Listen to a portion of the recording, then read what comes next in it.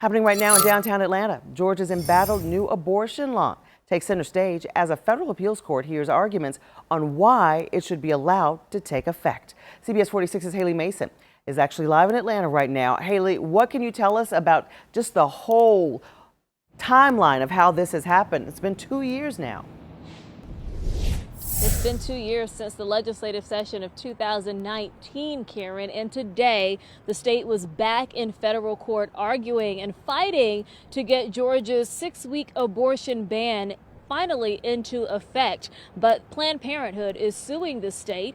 Planned Parenthood, as well as the reproductive justice group Sister Song, appeared in the U.S. Court of Appeals in a virtual hearing this morning after suing the state over its 6-week abortion bill that the state legislature passed and Governor Kemp signed into law in 2019.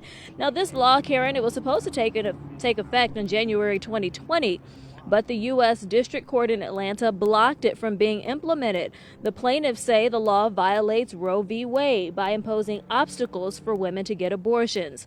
State lawmakers say abortion should be banned at 6 weeks because that's when a baby or fetus normally develops a heartbeat.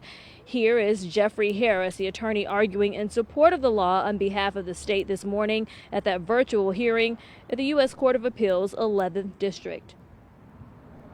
It is true that a lot of abortions happen at 6 or 7 weeks thereafter, but Scott would have talked about if the law were to go into force, what would have been the feasibility of detecting and obtaining abortions earlier in light of changes like that. So I think that sort of evidence would have been relevant.